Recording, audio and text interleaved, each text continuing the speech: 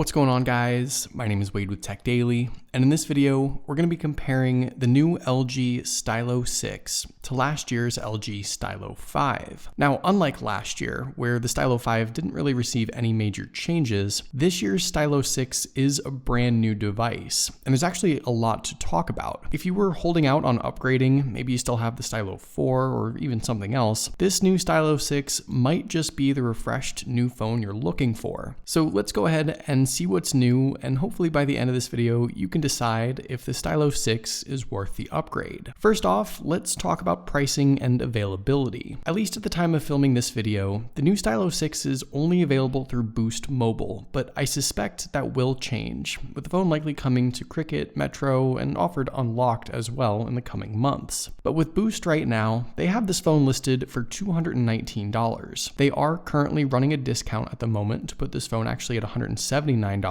And if you see this video before Memorial Day, you can get another 20% off that price to bring this phone down to $144. That's really not bad at all. And looking ahead, I suspect that other carriers will likely offer this phone at a similar price point, and I'd hope that even the unlocked version will retail for under $200 as well. With the Stylo 5, this phone last year started out at a similar price, around $220, and through a number of carrier deals, you could find some nice discounts as well. Right now, the Stylo 5 has settled around $200 unlocked, maybe a little less through places like Amazon. Now, normally I would say that the newer phone is supposed to be priced at least the same or maybe slightly higher than last year's model, but actually this is a case where you may be able to snag the Stylo 6 at a lower price. So kind of an interesting strategy. And by the way, if you're interested in doing some comparison shopping of your own, or maybe want to pick up either of these devices for yourself, I'll have some links down below in the video description to where you can get these phones at their cheapest current prices. So check down there so you don't miss out on any good deals. Physically, I think it's pretty obvious that these two phones are very different. LG completely redesigned the Stylo 6,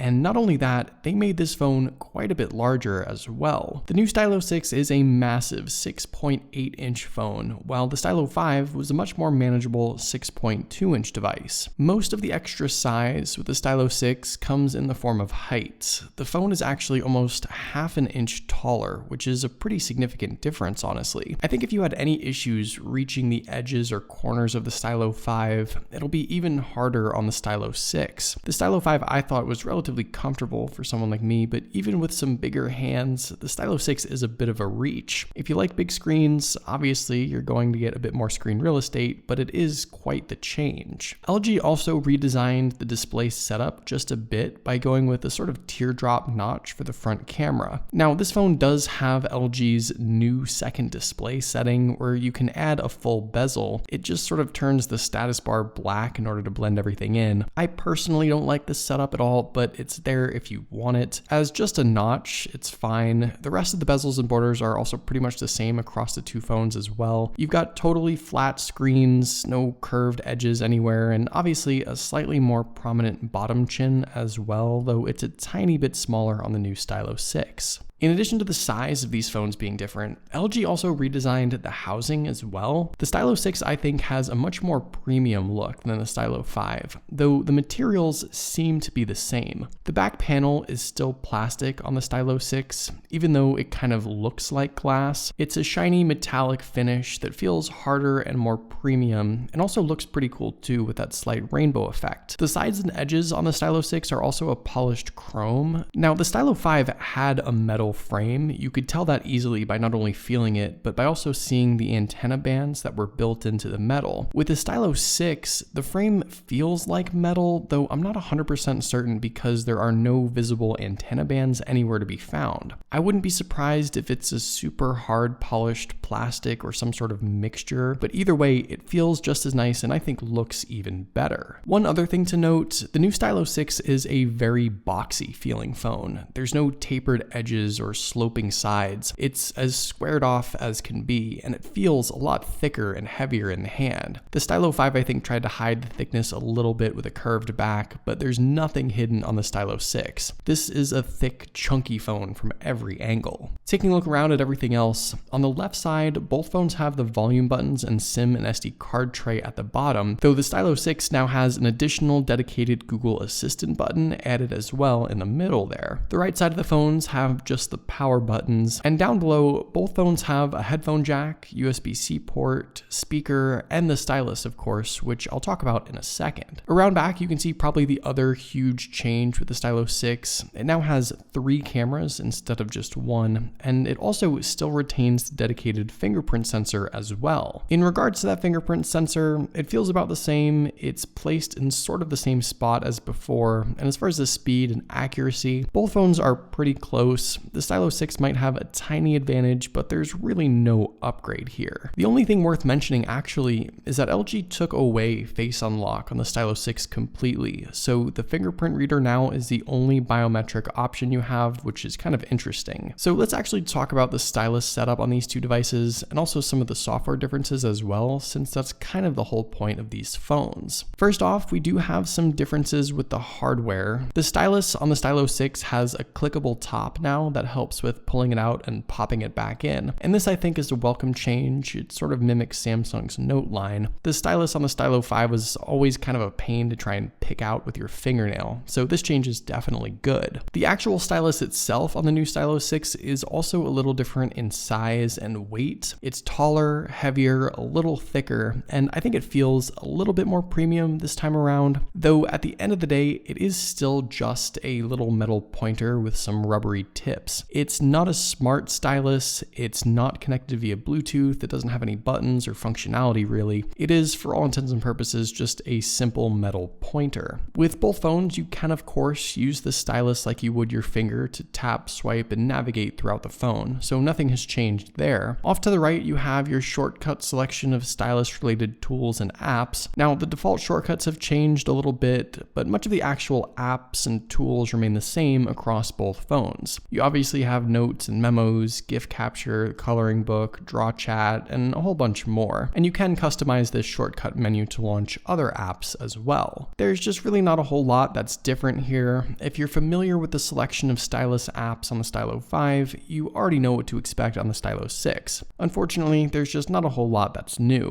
What also hasn't changed is the latency and lag when drawing. Like I said already, the stylus on both phones is just a simple pointer with a rubber tip. It isn't particularly well optimized, so even jumping to the Stylo 6, you still have quite a bit of distance from where the pen tip is to where the line is that you're drawing. If you're coming from last year's phone, you know this, but comparing it to like Samsung's Note phones or an Apple Pencil on the iPad, obviously this setup with the Stylo 6 is going to be quite a bit worse. In regards to the displays, size is actually just one factor to consider here, and there's something in particular with the Stylo 6 that I think is important to mention. First off, both phones have IPS LCD panels. The larger 6.8-inch Stylo 6 has a resolution of 2460 by 1080 and packs in about 395 pixels per inch. The smaller 6.2-inch Stylo 5 has a resolution of 2160 by 1080 and offers about 390 pixels per inch. Now, in general, I think both displays look pretty good, even being just LCD panels. Sure, AMOLED would have been way nicer, especially since Samsung's budget A series line offers that, but we still get a decent viewing experience. Unfortunately, for whatever reason, the display on the Stylo 6 is quite a bit dimmer than the Stylo 5. It's sort of tough to tell on camera, but in person at max brightness, it's actually very obvious. The Stylo 6 just doesn't get as bright, and I'm not exactly sure why. If you tend to have your phone at max brightness,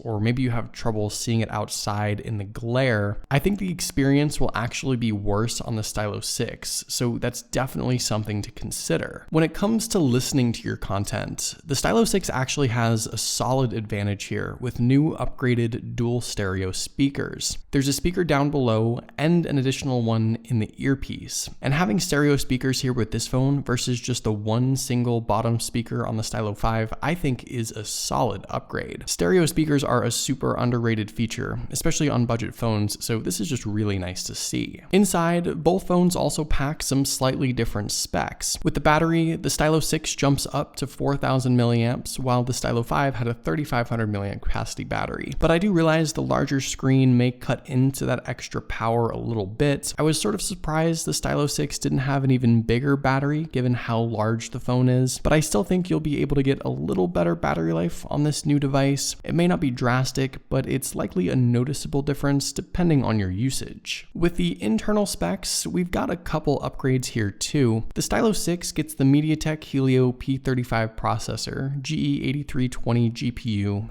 3 GB of RAM, and 64 GB of built-in storage, with the option to add more via the SD card. Last year, Stylo 5 had the Qualcomm Snapdragon 450 processor and Adreno 506 GPU, 3 GB of RAM as well, and just 32 GB of built-in storage with the same SD card option. So you're getting a newer processor and more built-in storage with the Stylo 6, which is nice, but the same amount of RAM. And to be completely honest, the choice of processor probably wasn't the best, all things considered. In a side-by-side speed test, the Stylo 6 doesn't really have any clear advantage and oftentimes actually launches apps and loads pages slower than the Stylo 5. The Stylo 6 has been upgraded to Android 10, with the Stylo 5 still stuck in Android 9, so I sort of expected better performance anyway with just the updated OS. But LG also changed up their Android skin here as well, with new gestures, new menus, new visuals, and other changes. Obviously the furthest thing from stock Android, at least out of the box, but LG users already know this. I think more than anything, if I have to be disappointed with one aspect of the new Stylo 6, it would probably be performance. The software isn't that fresh, new, well-optimized Android 10 experience you get with other phones. The processor doesn't seem to be the best choice, and no major RAM upgrade is a miss as well. If you were looking for a big performance boost, I just don't think you'll find that with the Stylo 6. One fairly significant upgrade you do get with the Stylo 6 though has to do with the camera setup. Last year's Stylo 5 had a pretty depressing single lens setup made up of just a 13 megapixel lens. It wasn't great, and I think it aged really quickly too, with so many budget phones offering way more. Now with the Stylo 6, you get 3 lenses to utilize: a new 13 megapixel main lens, a 5 megapixel ultra-wide lens, and a 5 megapixel depth sensor. In addition to all that, you've got a bunch more shooting modes and software features as well. There's no 4K video recording here, but you do get HDR, portrait mode, the ultra-wide lens, which is pretty useful, additional video stabilization, and a handful of other little bonuses. And the front-facing camera is much improved as well. The Stylo 5 has just a 5 megapixel shooter, while the Stylo 6 offers a much better 13 megapixel selfie camera. Taking a quick selfie sample, you can see right away that there's just so much more detail with the Stylo 6, and to be completely honest, I didn't really have high expectations, but I was pleasantly surprised with the result. LG made some worthwhile camera improvements all around, and I think not only is it a big difference over last year, but it certainly brings this phone up to par with most other devices in 2020. All in all, while I do think the new Stylo 6 is a significant upgrade over last year's Stylo 5, there's still a little more LG probably could have done. But what do you guys think? Is the Stylo 6 worth upgrading to? Let me know in the comments down below. I'd love to know your thoughts, of course. But hopefully you guys did enjoy this comparison video. Be sure to follow TechDaily on Twitter and subscribe to the TechDaily YouTube channel if you haven't already,